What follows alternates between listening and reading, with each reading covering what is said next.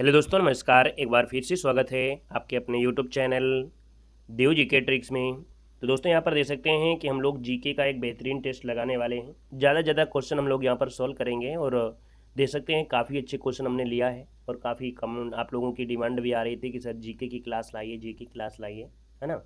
तो ये क्लास आपकी है, जीके की है और इसको आपको अच्छी तरीके से देखना है ना। रेलवे से रिलेटेड ज़्यादा क्वेश्चन हमने यहाँ पर रखा है क्योंकि परीक्षाएं भी आपके देखा जाए रेलवे से आपकी हैं। तो आज के इस टेस्ट पेपर में रेलवे से संबंधित ज़्यादा ही क्वेश्चन आपको देखने को मिलेंगे, है ना। तो वीडियो को पूरा देखिएगा और पहली बार जुड़ रहे हैं तो चैनल को सब्सक्राइब भी कर लीजिएगा। चलिए स्टार्ट करते हैं। सभी को गुड मॉर्निंग, नमस्ते, जय हिंद, सभी को गुड मॉर्निंग। तो चलिए स्टार्ट करते हैं। पहला क्वेश्चन आपसे कह रहा है कि भारतीय रेलवे का जो राष्ट्रीय रेल संग्रहालय स्थित है वो आपकी कहाँ पर है।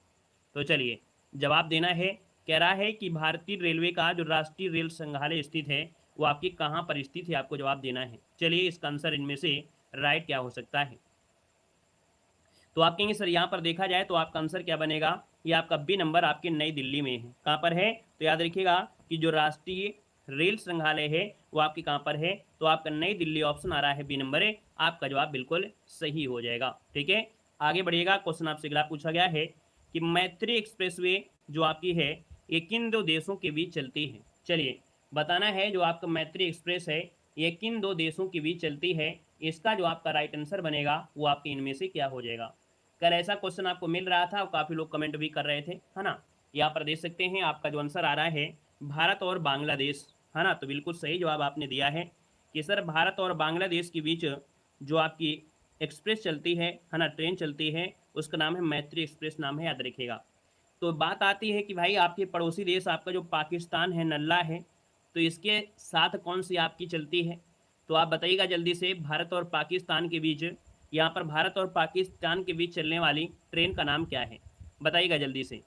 तो आप कहेंगे सर भारत और पाकिस्तान के बीच चलती है ना, एक चलती है समझौता एक्सप्रेस। कौन है, तो आप कहेंगे सर यहाँ पर जो आपका समझौता एक्सप्रेस है, समझौता एक्सप्रेस ये चलती है। और एक और भी आपकी है थार एक्सप्रेस। कौन है, तो यहाँ पर थार एक्सप्रेस है। और ये थार एक्सप्रेस जो आपकी है वो आपकी कहाँ पर, तो ये आपके राजस्थान से आपके जो आपको कह सकते हैं पाकिस्तान है वहाँ की। तो दो ट्रेनें आपकी होती हैं, याद रखिएगा। आगे बढ़िएगा। क्वेश्चन आपसे अगला पूछा गया है कि रेलवे का पितामह किसे कहा जाता है। चलिए रेलवे का पितामह किसे कहा जाता है, किसे कहते हैं, यहाँ पर देना है। आपका आंसर क्या बनेगा, चलिए यहाँ पर देना है। आपका जो आंसर आ रहा है यहाँ पर आंसर है राइट क्या हो सकता है। तो दोस्तों यहाँ पर देखा जाए तो रेलवे का पितामह जो कहते हैं वो किसको कहते हैं। अगर ऑप्शन में यहाँ पर होता तो आप में से सभी लोग यहाँ पर इस क्वेश्चन का जवाब गलत दे देते। लेकिन याद रखिएगा कि जो रेलवे का पितामह कहते हैं वो जॉर्ज स्टीफेंस को कहते हैं। किसे कहते हैं, जॉर्ज स्टीफेंस को कहते हैं। लेकिन अगर यही क्वेश्चन ये बोल देता कि भैया भारतीय रेलवे का जनक किसे कहते हैं, क्या बोलते हैं, अगर बोल देते कि सर भारतीय रेलवे का जनक किसे कहते हैं, तब आंसर आपका क्या हो जाता। तो अगर पूछ लेता भारतीय रेलवे का जनक, तब आप कहते सर जी डलहौजी, है ना। कौन है, यहाँ पर आप कहते हैं सर जो आपका डलहौजी है, डलहौजी ये जो आपका है याद रखिए भारतीय रेलवे का जनक कहा जाता है, याद रखिएगा दोनों क्वेश्चन। ठीक है, आगे बढ़िएगा। क्वेश्चन आपसे दिया गया है कि रेलवे का पहला प्लेटफॉर्म टिकट कहाँ पर जारी हुआ था। चलिए बताना है कि रेलवे का पहला प्लेटफॉर्म जो टिकट है ये कहाँ पर जारी हुआ था। आपका आंसर क्या हो जाएगा, ये आपसे पूछा है तो आप कहेंगे सर लाहौर वाला जो ऑप्शन आ रहा है यहाँ पर लाहौर, मतलब ऑप्शन आपका बी वाला यहाँ पर राइट हो जाएगा। लाहौर की बात करते हैं तो यहाँ पर एक जगह पड़ती है शहादरा, है ना। क्या पड़ती है, शहादरा पड़ती है। ये शहादरा क्या है आप लोग बता सकते हैं, एनीवन, कोई भी स्टूडेंट ऐसा हो जो ये बता सके कि शहादरा से क्या आपसे क्वेश्चन बन सकता है।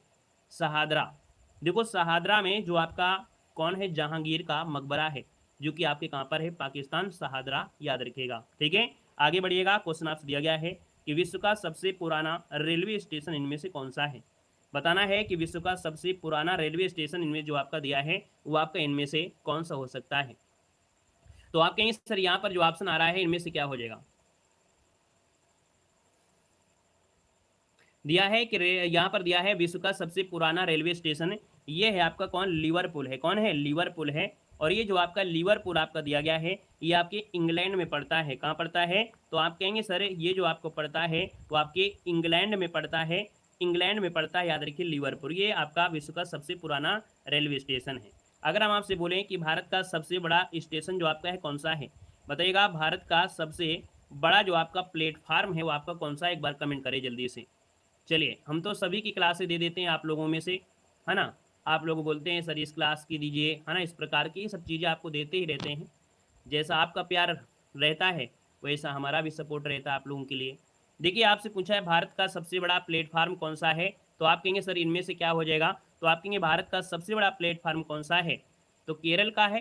केरल कहाँ पर आ गया भाई, यहाँ पर आप कहेंगे भारत का जो सबसे बड़ा प्लेटफार्म है वो कौन सा है, हुबली। कौन है, हुबली हो जाएगा, याद रखिए हुबली, ठीक है ना। यहाँ पर पहले खड़गपुर था, फिर गोरखपुर हुआ, गोरखपुर के बाद आपका हुबली है जो कि आपकी कर्नाटका में पड़ता है, याद रखिएगा, ठीक है। यहाँ पर आगे बढ़ते हैं। क्वेश्चन दिया गया है कि रेलवे सुरक्षा बल जो आपका आरपीएफ है ना, रेलवे प्रोडक्शन फोर्स जो आपका है, इसका गठन किस वर्ष हुआ था। इसका जो गठन है वो किस वर्ष हुआ था ये आपको बताना है।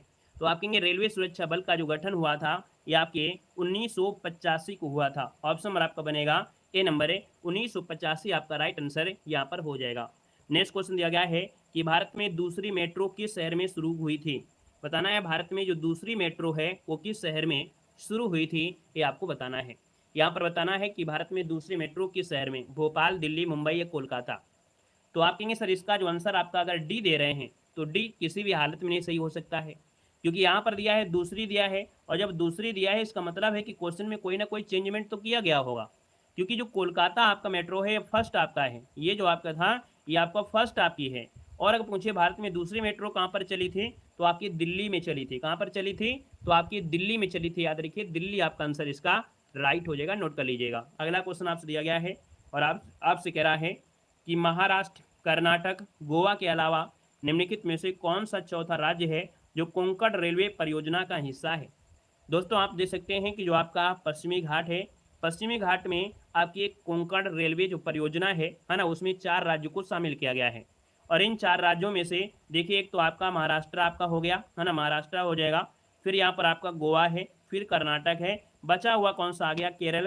तो आप कहेंगे सर यहाँ पर आंसर आपको डी देना है कि कोंकण परियोजना में यहाँ पर 4 राज्य हैं, याद रखिए महाराष्ट्र, कर्नाटक, गोवा और आपका केरल, आपका आंसर राइट हो जाएगा, ठीक है ना, नोट करिएगा। और अगला क्वेश्चन दिया गया है कि किस वर्ष में पैलेस ऑन व्हील्स ट्रेन का उद्घाटन हुआ था। बताना है, कह रहा है कि किस वर्ष में पैलेस ऑन व्हील्स ट्रेन का उद्घाटन हुआ था। ये राजस्थान में चलने वाली यहाँ पर आपकी ट्रेन है ना।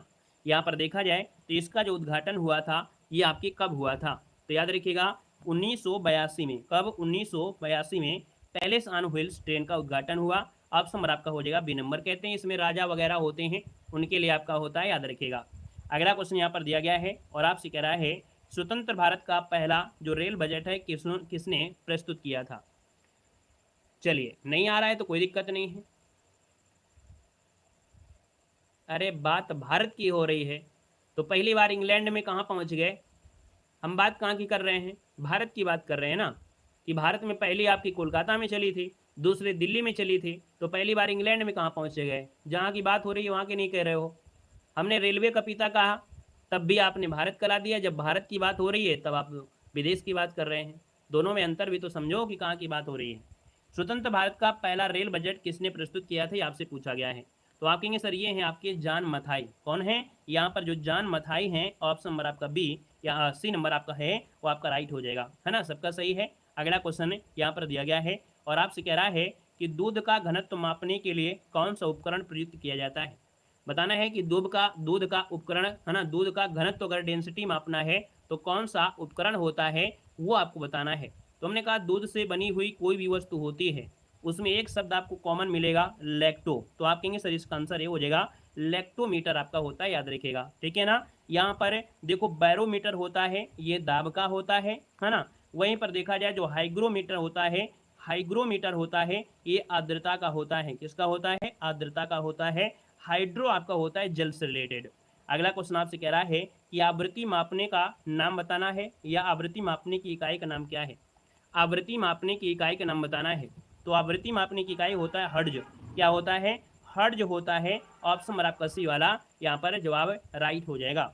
अगला दिया है कि माचिस की डिब्बी की सतह से जब माचिस की तीली टकराती है तो ऊर्जा का कौन सा रूप है जो एक चमकीली लौ में प्रज्वलित होने का कारण होता है। अर्थात जब आप माचिस जलाते हैं तो उसमें कौन सी क्रिया होती है। तो आप कहेंगे सर ये आपकी क्रिया होती है रासायनिक ऊर्जा होती है, जिससे एक चमकीली लौ आपको प्राप्त होती है। तो आप कहेंगे सर ये आपका आंसर आपका सी हो जाएगा। अब बस कुछ लोग तो बिल्कुल झोंक दिए हैं, कह रहा है ए नंबर लगा देंगे, है ना, मतलब कोई मर्जी नहीं है, ए नंबर लगा देंगे, थोड़ा ऑप्शन को ध्यान तो दो। यहाँ पर आपसे क्या कह रहा है ना, यहाँ पर आंसर आपका सी हो जाएगा। ऑप्शन ऐसा बीमारी है जो आपके कम से कम सोचने में मजबूर हो जाए, चाहे वो आयोग हो चाहे फिर आपकी कोई भी हो। अगला क्वेश्चन कह रहा है कि जी का जो मान होता है वो न्यूनतम होता है कहाँ पर होता है। चलिए, जी का मान जो होता है वो आपके न्यूनतम कहाँ पर होता है, ये आपसे कह रहा है। तो हमने कहा जी की मान की बात करते हैं तो ये आपका होता है कौन, ध्रुवीय क्षेत्र होता है या विषुवतीय क्षेत्र होता है। तो याद रखिएगा कि यहाँ पर जो आपका विषुवतीय क्षेत्र होता है 23.5 से लेके यहाँ पर 23.5 दक्षिण से उत्तर वाला। तो यहाँ पर कहेंगे सर ये जो आपकी भूमध्य रेखा है, भूमध्य रेखा पर या भूमध्य रेखा को हम विषुवत रेखा कहते हैं, तो विषुवत रेखा पर जो जी का मान होता है वो न्यूनतम होता है, ऑप्शन ए हो जाएगा। वहीं पर ध्रुवों पर जो आपका मान होता है, ध्रुवों पर वो आपका क्या होता है, अधिकतम होता है, याद रखिएगा। ठीक है, आगे बढ़िएगा। क्वेश्चन दिया गया है कि एक गतिशील बस में अचानक ब्रेक लगाने से सवारी आगे की ओर झुक जाती है, यह किस नियम का पालन करता है।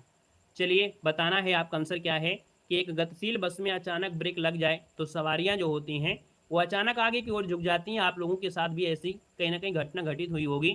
तो ये जो नियम है वो आपका न्यूटन का प्रथम नियम होता है, याद रखिए न्यूटन का प्रथम नियम आपका आंसर राइट हो जाएगा। क्लियर है।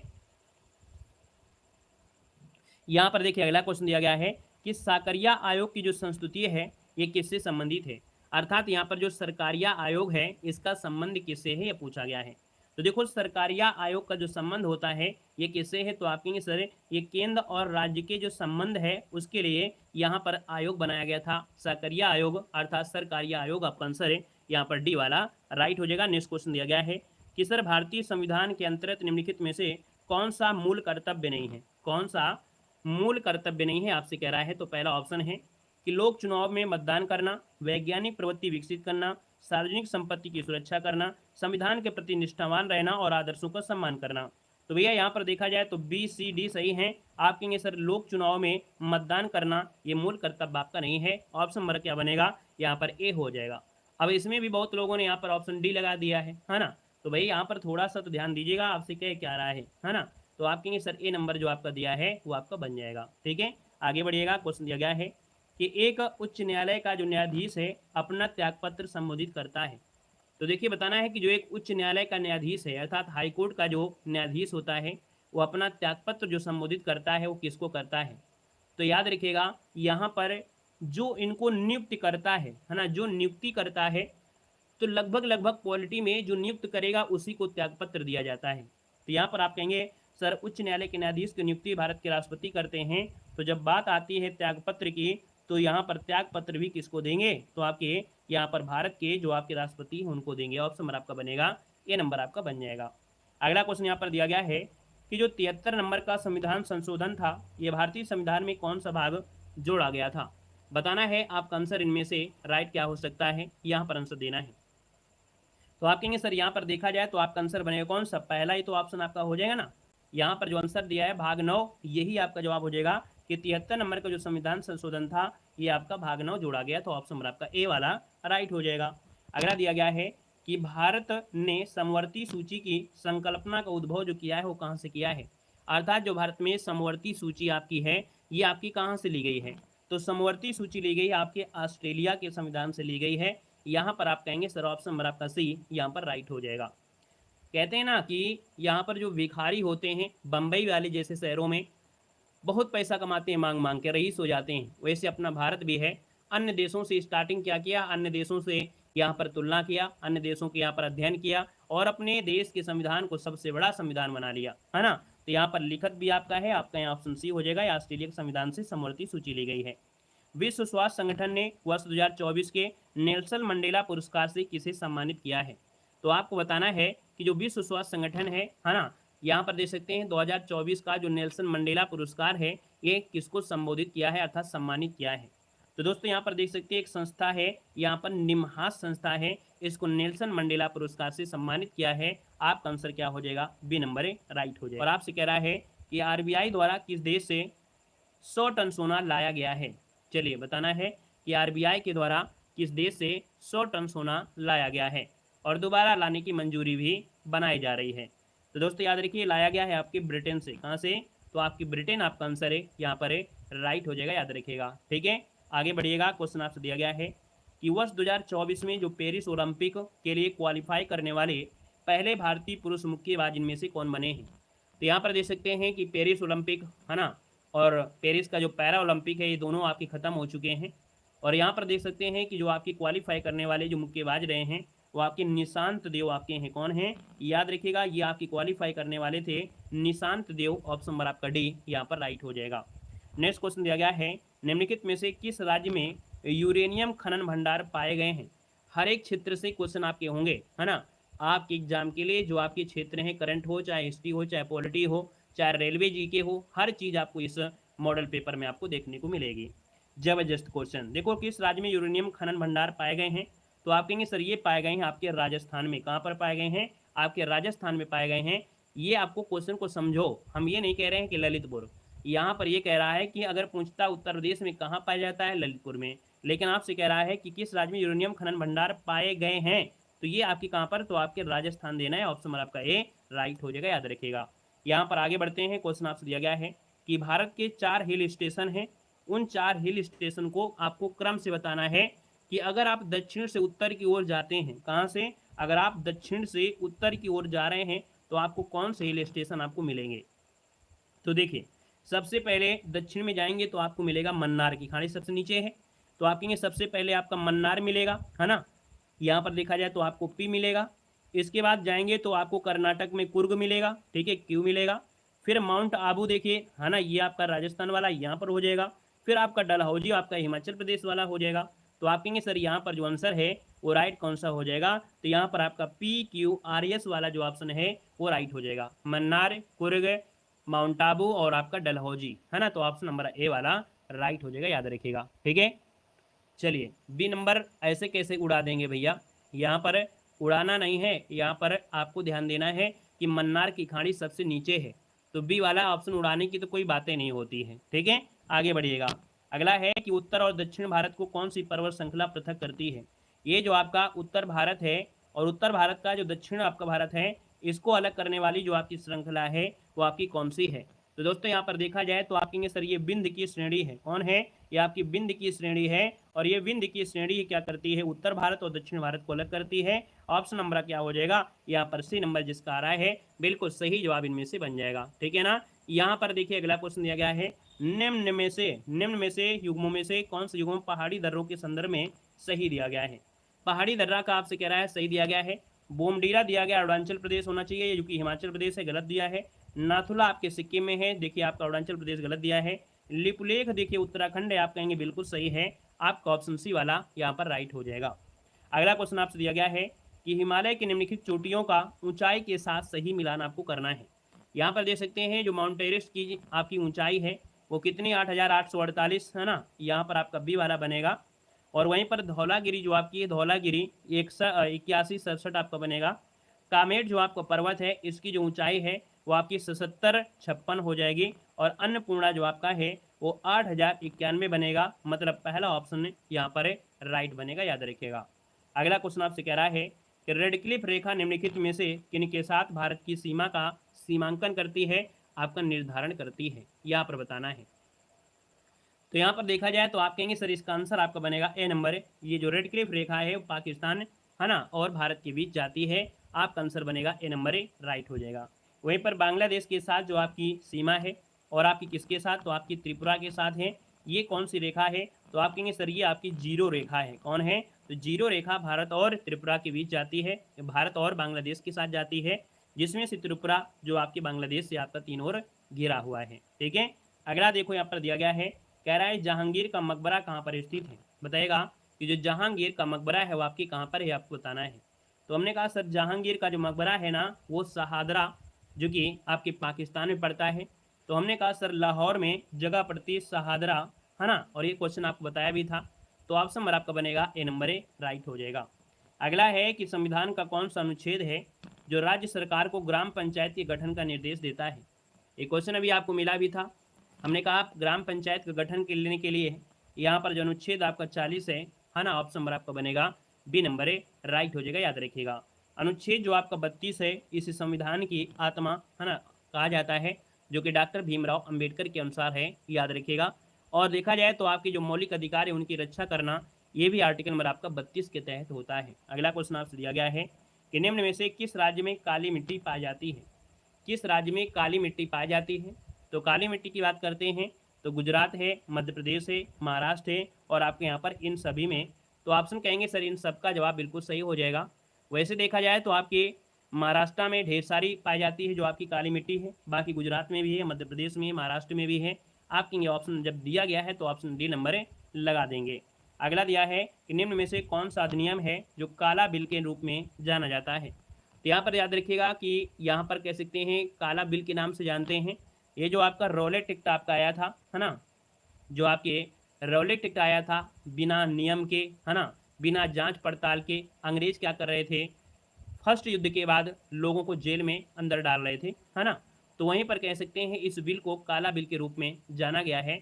तो आप कहेंगे सर रौलेट एक्ट आपका 1919 वाला जो आपका है ऑप्शन नंबर आपका ए बनेगा। अगला दिया गया है कि काराकोरम राजमार्ग है वो निम्नलिखित में से दो देशों को जोड़ता है। अब आप ये बताइएगा जो काराकोरम राजमार्ग है वो किन दो देशों को जोड़ता है, यहाँ पर बताना है। चलिए काराकोरम आपसे पूछा गया है और इसका जो आंसर है वो आपका किसके साथ जाएगा? भारत और नेपाल तो बिल अंधी मार दियो भाई, है ना, भारत और नेपाल बिल्कुल अंधी मार दियो हो। ये तो किसी ऑप्शन किसी हाल में कोई मतलब ही नहीं है ना। चलिए याद रखिए ना ही तो ये भारत चीन में है, ये जाती है चीन और पाकिस्तान की। काराकोरम जो राजमार्ग है, याद रखिए राजमार्ग आपसे पूछा गया है, ये जो काराकोरम राजमार्ग है वो दो देशों को जोड़ता है जो आपका चीन है और आपका पाकिस्तान है। ऑप्शन नंबर आपका ए आपका हो जाएगा। अगला है निम्नलिखित में से किस उपनिषद में वसुधैव कुटुंबकम शब्द का उल्लेख किया गया है? ये जो आपका वसुधैव कुटुंबकम है ये शब्द का उल्लेख हुआ है आपकी किस में हुआ है आपको बताना है। तो यहाँ पर जो आपका दिया गया है महा उपनिषद है उसमें किया गया है।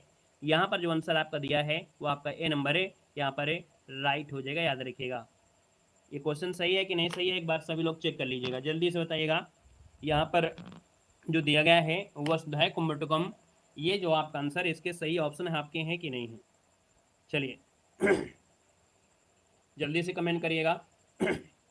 यहाँ पर देखा जाए तो निम्नलिखित में से कौन सा उपनिषद है ना, उपनिषद में वसुधैव कुटुंबकम का उल्लेख यहाँ पर किया गया है।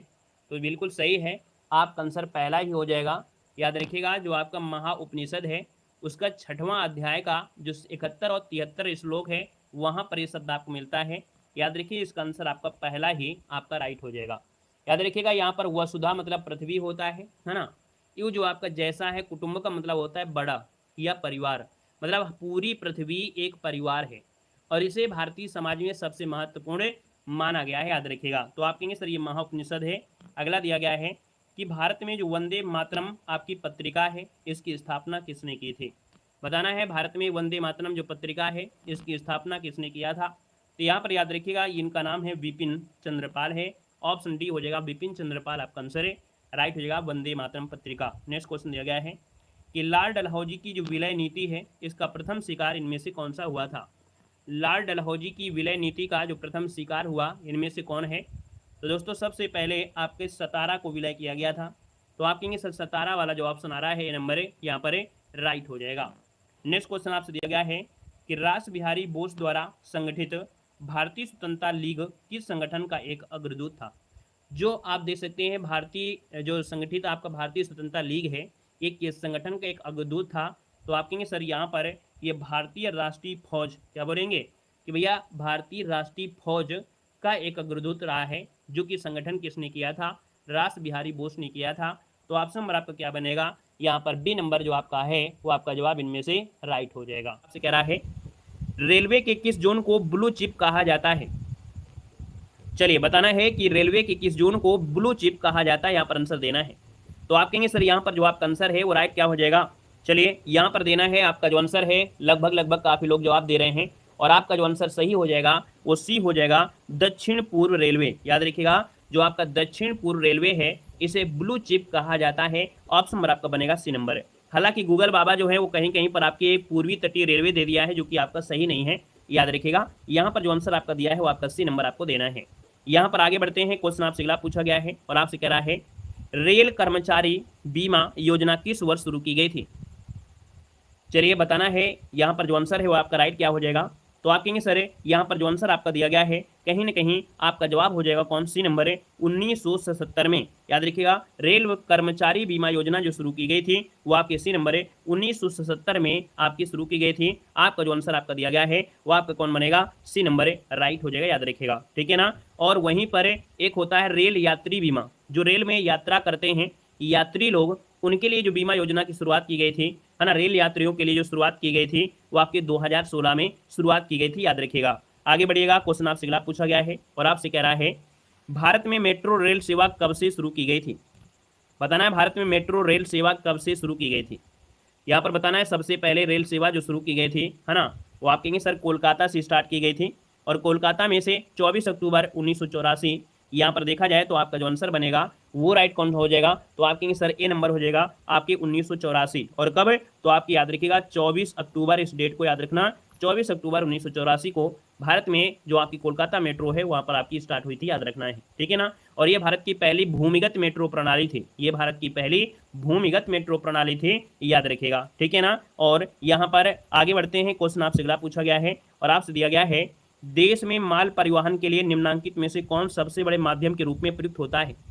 तो दोस्तों यहाँ पर देख सकते हैं माल ढोने के लिए सबसे ज़्यादा उपयुक्त तो आपका होता है या प्रयोग होता है वो आपका रेलवे ही प्रयोग होता है, याद रखिएगा। अगर रेलवे माल भाड़ा या कह सकते हैं माल परिवहन ना हो तो रेलवे घाटे में चला जाएगा, है ना। बहुत लोग बिना टिकट के सफ़र करते रहते हैं, उनसे कुछ नहीं होगा। ये जो मालगाड़ी होती हैं उनसे इनको फायदा होता है बहुत ही ज़्यादा, याद रखिएगा, ठीक है ना।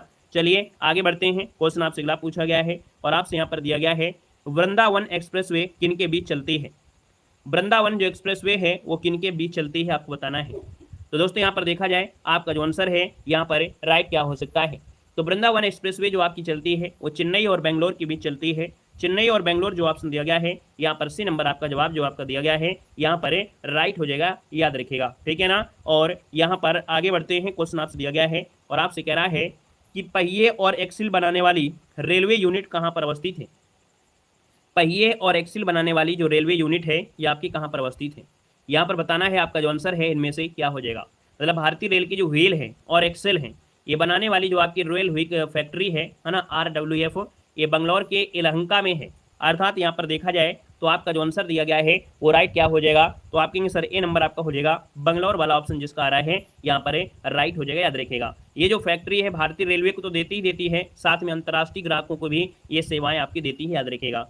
देखा जाए तो फैक्ट्री पहियों के निर्माण पे कास्ट स्टील तकनीकी के इस्तेमाल करती है। जो पहिए होते हैं वो कास्ट मतलब कास्टिंग की जाती है, कास्टिंग तकनीकी के माध्यम से इसका इस्तेमाल होता है, याद रखिए। यहाँ पर अगला क्वेश्चन आपसे दिया गया है और आपसे यहाँ पर दिया गया है निम्न में से कौन सी जगह रेल सामग्री नहीं बनाई जाती है। चलिए बताना है ऐसी कौन सी जगह है जहाँ पर रेल सामग्री नहीं बनाई जाती है। तो दोस्तों यहाँ पर देखा जाए इन ऑप्शन में ये जो आपका मुंबई है, मुंबई में रेल सामग्री आपकी नहीं बनाई जाती है, याद रखिए इसको ऑप्शन आपको बी नंबर है यहाँ पर देना है, ठीक है ना। अगला क्वेश्चन यहाँ पर दिया गया है और आपसे यहाँ पर दिया गया है भारतीय नागरिकों के मौलिक अधिकारों को वर्णन जो आपका है वो कितने अनुच्छेदों में किया गया है। तो आप कहेंगे सर यहाँ पर जो आपके मौलिक अधिकार हैं और मौलिक अधिकार की अगर बात कर लेते हैं तो ये कौन से आर्टिकल में है, तो आप कहेंगे सर 12 से लेके आपके 35 तक आपके जो दिए हैं वो आपके मौलिक अधिकार हैं। ऑप्शन नंबर आपका बनेगा कौन, तो यहाँ पर ए नंबर इसका राइट हो जाएगा, याद रखिएगा, ठीक है ना। क्लियर है, कोई बात नहीं, सीटेट का कोई हो या ना हो, है ना। सीटेट में जो क्षेत्र को पकड़ना है, जिस क्षेत्र में चलना है उसके लिए 2-3 महीना मेहनत करना पड़ता है, ठीक है। चलिए जहाँ से अपना लाभ जुड़ा हो उसके लिए ज़रूरी नहीं होता है कि बच्चे कम जुड़े हैं या ज़्यादा जुड़े हैं, ठीक है। कोई भी चीज़ अगर आपको उससे फ़ायदा मिलता है, आप उसी क्षेत्र में जुड़े हैं, तो उसमें अगर बच्चे कम भी होते हैं तो उसमें ये नहीं देखा जाता है कि बच्चे कम है ज़्यादा है, क्योंकि हमको वहाँ से फ़ायदा मिलता है क्योंकि हमारा क्षेत्र वही है, हमें जाना उसी क्षेत्र में है, ठीक है। चलिए यहाँ पर दिया है तो आपका आंसर हो गया ए नंबर। नेक्स्ट क्वेश्चन दिया गया है, कह रहा है निम्नलिखित, क्या दिया है, निम्नलिखित उच्च न्यायालयों में से कौन एक से अधिक राज्य केंद्र शासित प्रदेश के लिए आपके हैं। चलिए यहाँ पर बताना है क्या कह रहा है, ये बताना है कि भैया कौन सा ऐसा उच्च न्यायालय है जो कि एक से अधिक राज्य या केंद्र शासित प्रदेश के लिए ये कार्य करता है। तो आप कहेंगे सर यहाँ पर जो आपका आंसर दिया गया है वो राइट क्या हो जाएगा, तो यहाँ पर देखिएगा यहाँ पर जो आपका दिया गया है आपका आंसर क्या हो जाएगा, इलाहाबाद तो आपका नहीं हो सकता है, ना ही दिल्ली आपका है, ना ही गुजरात है। यहाँ पर जो आपका दिया गया है मुंबई, जो आपका दिया गया है मुंबई। अब इस एरिया में यहाँ पर देखा जाए जो आपके केंद्र शासित प्रदेश आपका था उसको इसी के साथ ऐड किया गया। जैसे यहाँ पर अंडमान निकोबार वाला है ना कोलकाता वाले से, वैसे यहाँ पर भी कुछ आपके ऐसे आपके जुड़े हैं, है ना, दमन द्वीप वगैरह तो आप कहेंगे सर यहाँ पर आंसर आपका डी हो जाएगा। अगला देखो दिया गया है कि भारत के संविधान के अंतर्गत विषय अथवा विषय तथा संबंधित सूची के बारे में निम्न युग्मों में से कौन से एक सुमेलित नहीं है, यहाँ पर देना है। देखिए जो वन होते हैं ये समवर्ती सूची में होते हैं, आप कहेंगे बिल्कुल सही है। यहाँ पर दिया गया है शेयर बाजार किस सूची में आते हैं, तो भाई शेयर बाजार आपके समवर्ती में नहीं होता है, ठीक है। शेयर बाजार ये समवर्ती सूची में होते हैं क्या भाई।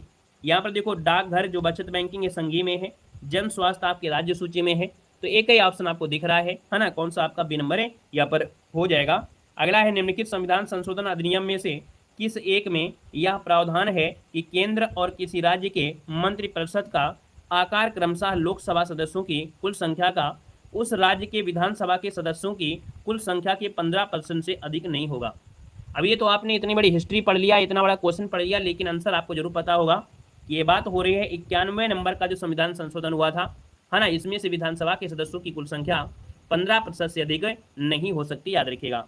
नेक्स्ट क्वेश्चन यहाँ पर दिया गया है और आपसे कह रहा है भारतीय संविधान को 26 नवंबर 1949 को किसके द्वारा अधिनियमित किया गया था। यहाँ पर बताना है कि भैया जो 26 नवंबर 1949 है आपके संविधान को जो अधिनियमित किया गया है ना, पारित किया गया, ये किसके द्वारा, तो आपके सर संविधान सभा के द्वारा बताना है, ना कि जनता के द्वारा बताना है। आपको बताना है संविधान सभा के द्वारा अधिनियमित किया गया था, अंगीकृत किया गया था, इस दिन बनकर तैयार हुआ था।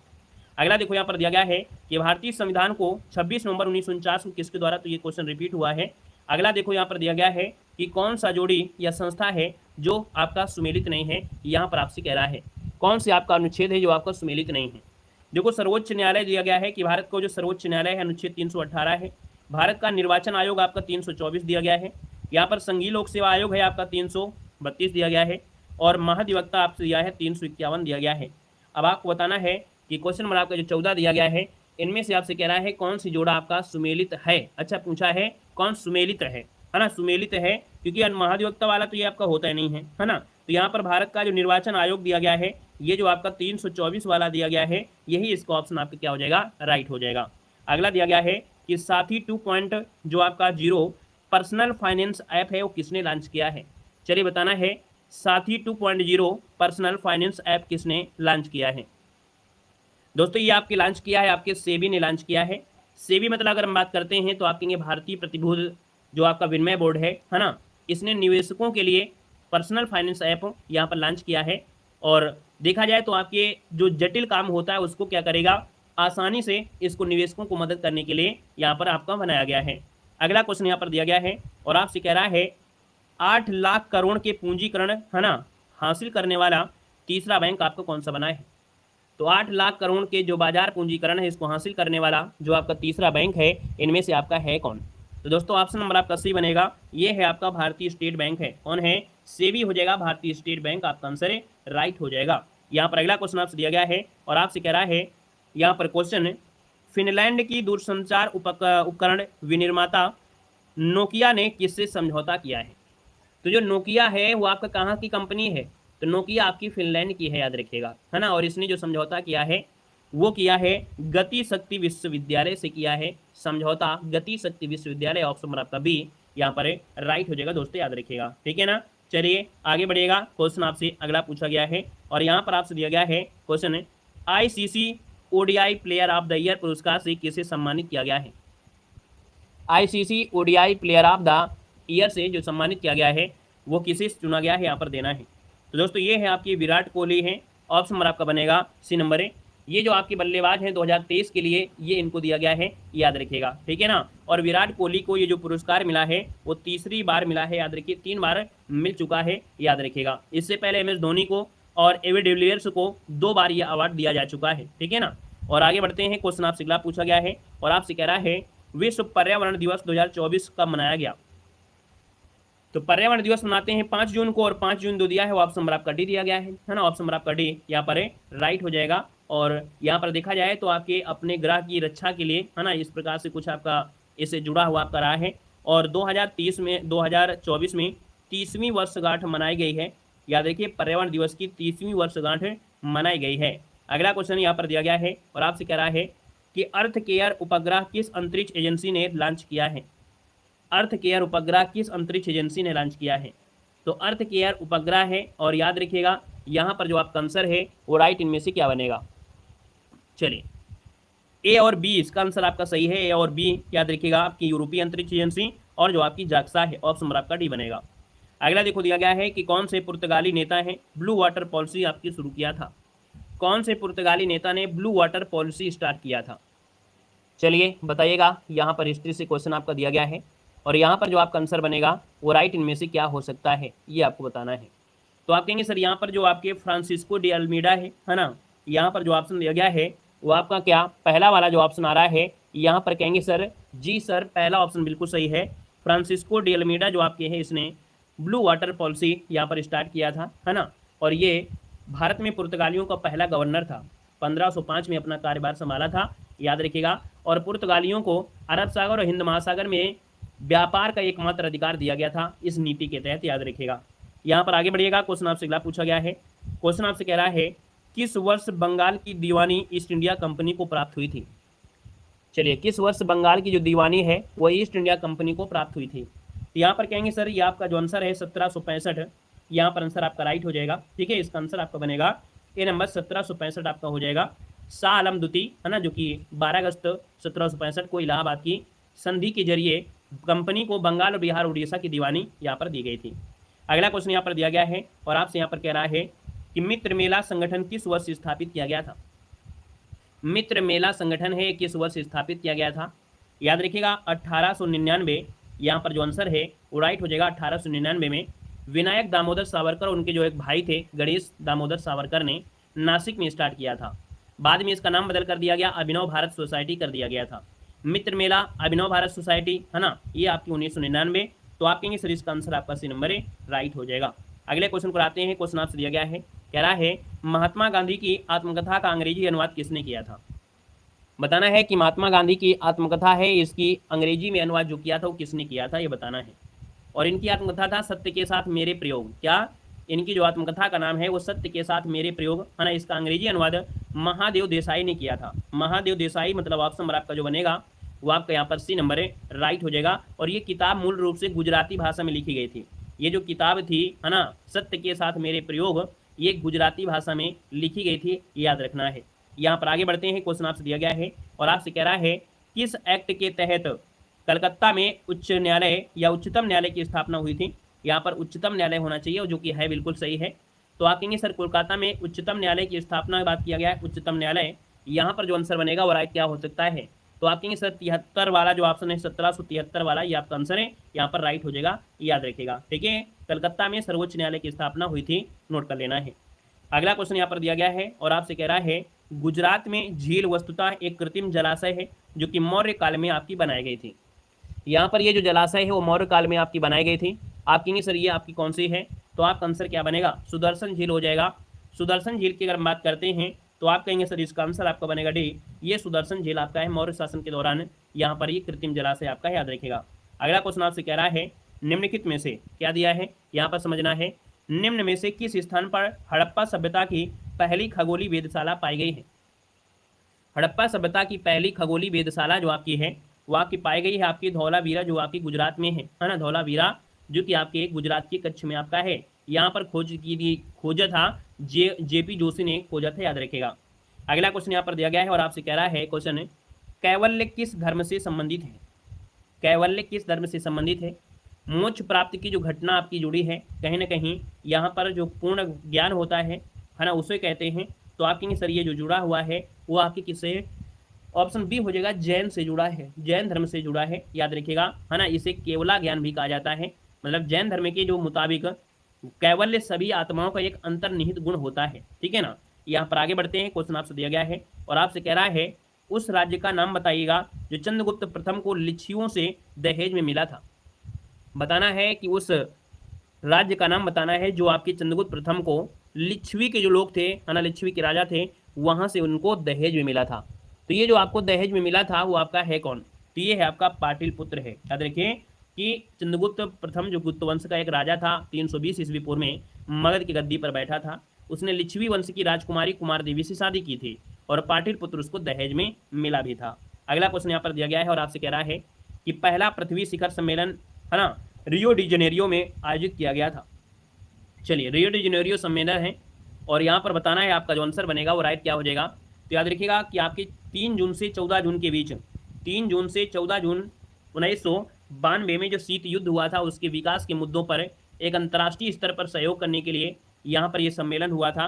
तो आप कहेंगे सर ये आपका आंसर नंबर आपका ए यहाँ पर राइट हो जाएगा, याद रखिएगा। यहाँ पर आगे बढ़ते हैं, क्वेश्चन आपसे दिया गया है और आपसे कह रहा है नीचे दिए गए लोक नृत्य और राज्य सूची में से किसका मिलान सही नहीं है। यहाँ पर बताना है कि किसका मिलान सही नहीं है। यहाँ पर देखिए सभी ऑप्शन को देखेंगे तो बड़ा आसान आपका क्वेश्चन है। आप कहेंगे बिहू जो आपके है आंध्र प्रदेश में असम में होता है, और याद रखिएगा बिहू साल में 3 बार मनाया जाता है। ये भी क्वेश्चन पूछा गया है, जो बिहू है वो साल में 3 बार मनाया जाने वाला आपका त्यौहार है। 3 प्रकार के बिहू मनाए जाते हैं, याद रखिएगा। यहाँ पर देखिए भांगड़ा आपका पंजाब है, डांडिया गुजरात है, नौटंकी आपकी करते हैं उत्तर प्रदेश में, और आपके हाथरस में। अगला क्वेश्चन दिया गया है कजाकिस्तान की मुद्रा बताना है। कजाकिस्तान की मुद्रा बताइएगा। कजाकिस्तान की मुद्रा है, और आप कहेंगे सर कजाकिस्तान की मुद्रा की बात करते हैं तो तेंगे तेंगे तेंगे तेंगे तेंगे तेंगे आपने गाना सुना होगा, याद रखिएगा। वो तेंगे जो आपका है ये तेंगे है। ऑप्शन नंबर आपका जो बनेगा वो राइट इनमें से क्या हो जाएगा। चलिए तेंगे तेंगे गाना सुने हैं ना, वही तेंगे है, याद रखिए। इसका आंसर आपका सी हो जाएगा कि कजाकिस्तान की मुद्रा का नाम है तेंगे, है ना, याद रखिए तेंगे है, याद रखिएगा, ठीक है। और यहाँ पर आगे बढ़ते हैं, क्वेश्चन आपसे अगला पूछा गया है और आपसे क्या कह रहा है, निम्न में से किस नाम से लघु हिमालय और शिवालिक के बीच स्थित घाटियों को जाना जाता है। तो लघु हिमालय और शिवालिक के बीच स्थित घाटियां हैं उनको हम लोग दून के नाम से जानते हैं। दून की बात करते हैं तो ऑप्शन नंबर आपका ए यहाँ पर राइट हो जाएगा दोस्तों, याद रखिएगा, ठीक है। आगे बढ़िएगा, क्वेश्चन आपसे दिया गया है कि 2011 की जनगणना के अनुसार निम्नलिखित में से किस राज्य में महिला लिंगानुपात सबसे कम है। तो बताना है महिला लिंगानुपात जो सबसे कम है वो आपकी कहाँ पर है, इसका आंसर दीजिएगा। चलिए महिला लिंगानुपात पूछा गया है और यहाँ पर आंसर देना है, चलिए डी नंबर आपका हरियाणा वाला बिल्कुल सही जवाब हो जाएगा। लिंगानुपात आपके कहाँ पर है कम, तो हरियाणा में है, याद रखिएगा। यहाँ पर आपसे अगर पूछ ले सबसे ज्यादा लिंगानुपात, चलिए भारत में सबसे ज्यादा लिंगानुपात कहाँ पर है, तो आप कहेंगे सर सबसे ज्यादा जो लिंगानुपात भारत में है वो आपकी केरल में है ना, 1084 है। और अगला क्वेश्चन यहाँ पर दिया गया है और आपसे कह रहा है क्वेश्चन है चंद्रमा पृथ्वी का एक चक्कर पूरा करने के साथ ही अपनी धुरी पर भी चक्कर पूरा करता है। तो दोस्तों याद देखिएगा जो चंद्रमा है वो पृथ्वी का तो चक्कर लगाता ही लगाता है, साथ में अपनी खुद की परिक्रमा करता है, मतलब खुद की अपनी धुरी पर घूमता है। और देखा जाए तो आपका आंसर क्या हो जाएगा, चलिए एक चक्कर दिया है तो आप कहेंगे एक वाला इसका भी हो जाएगा, है ना। यहाँ पर देखा जाए तो आपकी जो चंद्रमा को पृथ्वी का एक चक्कर लगाने में 27 दिन, कितना याद रखिएगा 27 दिन 6 घंटे का समय लगता है, और चंद्रमा को अपनी धुरी पर एक चक्कर लगाने में लगभग आपका 27.3 दिन लगते हैं।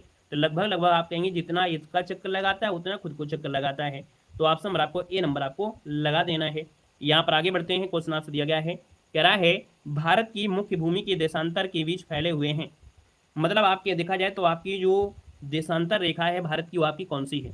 तो आप कहेंगे भारत में जो देशांतर रेखा है वो 68 अंश 7 मिनट से स्टार्ट होता है, और यहाँ पर देखा जाए तो 97 अंश, है ना, और 25 मिनट पूर्व में जाता है, और पूर्व वाला ही ऑप्शन आपका बनेगा, आपका आंसर बनेगा ए नंबर आपका बन जाएगा, ठीक है। ए नंबर पूरा भी होगा और उत्तर होता है जो आपकी अक्षांश रेखाएं होती हैं। अगला क्वेश्चन यहाँ पर दिया गया है निम्न में से किस राज्य से होकर कर्क रेखा नहीं गुजरती है। मित्र पर गमछा झार, है ना, ये सब आपको पढ़ाया जा चुका है। गुजरात, राजस्थान, मध्य प्रदेश, छत्तीसगढ़, झारखंड, पश्चिम बंगाल, त्रिपुरा, मिजोरम से जाती है। अब यहाँ पर देखो नहीं है तो आप कहेंगे सर ये उड़ीसा जो आपका दिया है यहाँ से आपकी नहीं जाती है, याद रखिएगा, ठीक है। कर्क रेखा की जो लंबाई है मध्य प्रदेश में सबसे ज़्यादा है और राजस्थान में आपकी सबसे कम है। ये नया क्वेश्चन आपको नोट कर लेना है कि कर्क रेखा की जो लंबाई है सबसे अधिक वो आपकी एमपी में है, ठीक है, और जो सबसे कम है वो सबसे कम कहाँ पर है, तो आपके राजस्थान में है। राजस्थान में क्या है वो आपकी सबसे कम इसकी लंबाई है, याद रखिएगा, ठीक है। आगे बढ़िएगा, क्वेश्चन दिया गया है कि भारत का वह सबसे ऊंचा जलप्रपात कौन सा है जिसकी ऊंचाई 1493 फीट है। चलिए भारत का वह सबसे ऊंचा जलप्रपात कौन सा है जिसकी ऊंचाई 1493 फीट है।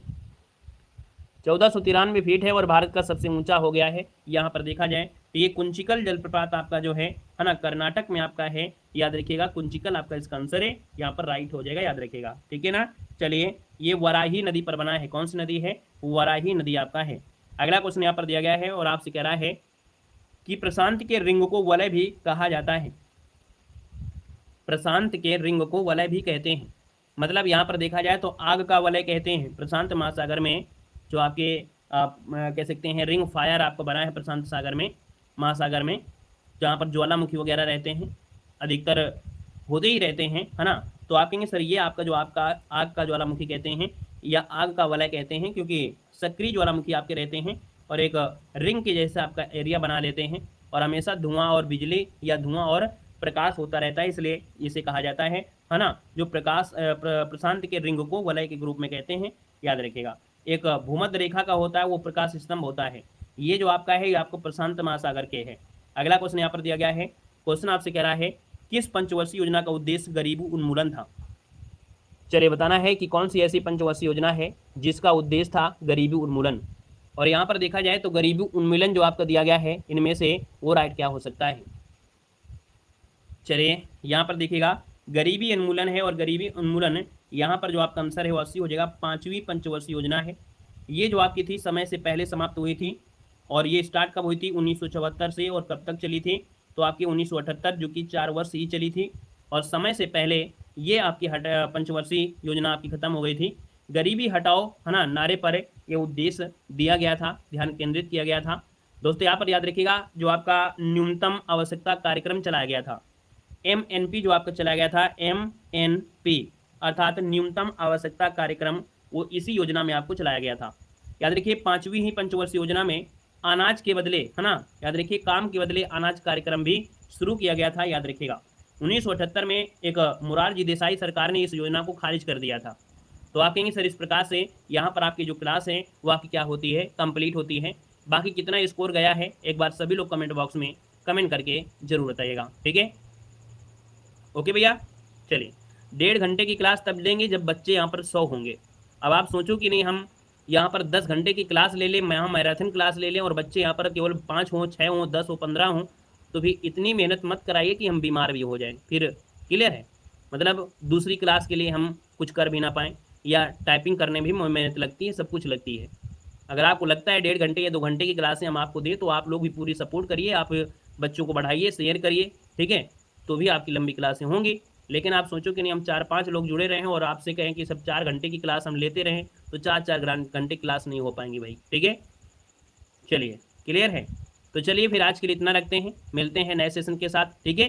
सभी को जय हिंद, वंदे मातरम।